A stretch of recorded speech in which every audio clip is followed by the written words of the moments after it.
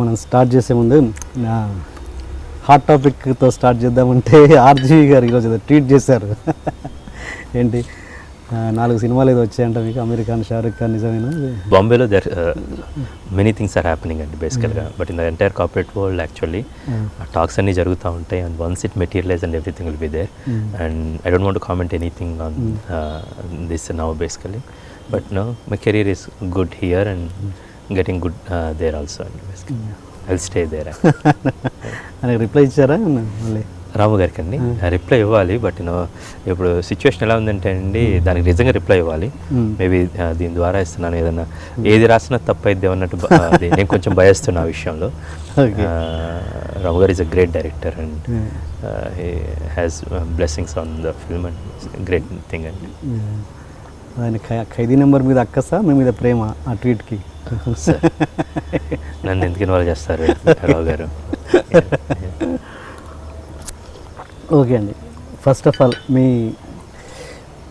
Age ఎంత sir? 39. First of all ఒక చిన్న కాంప్లిమెంట్ ఏంటంటే, ఒక మామూలు ఒక సైనికుడు తన కుటుంబాన్ని, ఫ్యామిలీని అందరినీ వదిలేసి కేవలం యుద్ధం కోసం ఒక డెడికేషన్తో మాతృభూమి కోసం వెళ్తాడు, అన్నీ పట్టించుకోకుండా. అలాంటిది మీరు కూడా మీ సినిమా ప్యాషన్ కోసము అన్ని కుటుంబ ఇష్టాలని, మీ వ్యక్తిగత ఇష్టాలని అన్నీ వదిలేసి సినిమా కోసం ఇన్ని రోజులు ఒక సక్సెస్ వచ్చేదాకా పెళ్లి చేసుకోవద్దని ఇన్ని రోజులు చేసుకోవాలి. ఫర్ దట్ అది చాలా గొప్ప విషయం.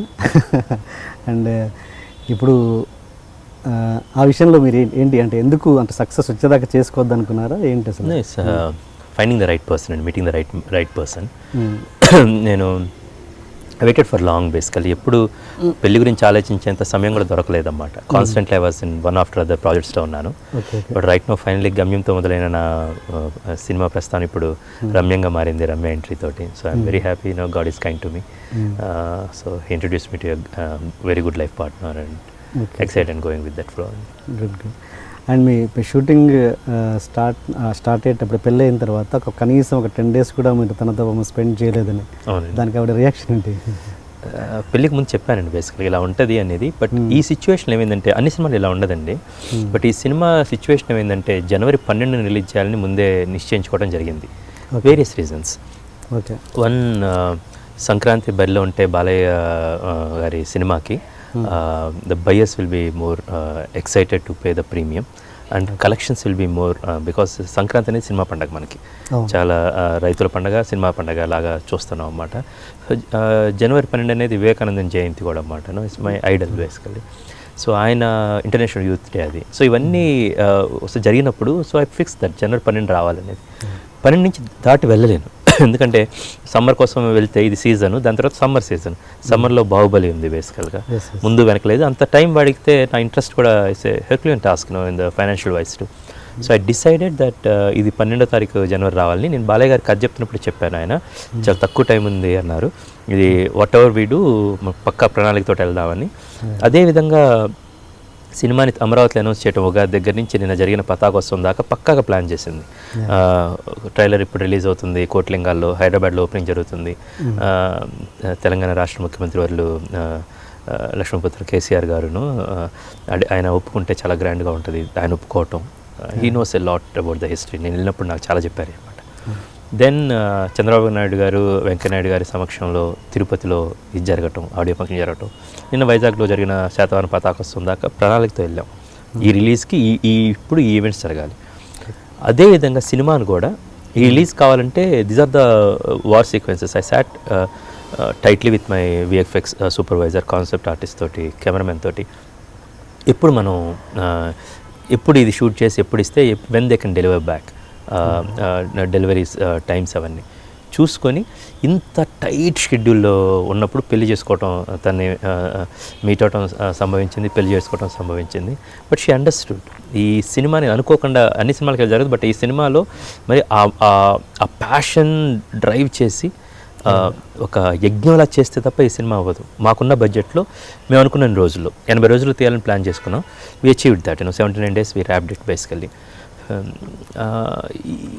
దానికి పెళ్లి చేసుకున్న తర్వాత షీ అండర్స్టూడ్ దట్ నా వర్క్ స్టైల్ ఎలా ఉంటుందని. She being a doctor, she knows urgencies ఎలా ఉంటాయి, ప్రొఫెషనల్గా ఎలా ఉంటుంది అనేది. But yours is love marriage or arrange marriage పెద్దవాళ్ళు ఇంట్లో తెలిసిన వాళ్ళు ఉన్నారు. They arranged. హనీమూన్ వెళ్ళారా? Yeah we went for a brief trip to Maldives అండి. Okay okay. ఏది ఆ 10 days?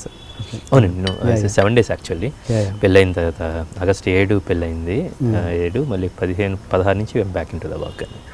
బట్ ఇది గొప్పదేం లేదండి basically, because when you are in A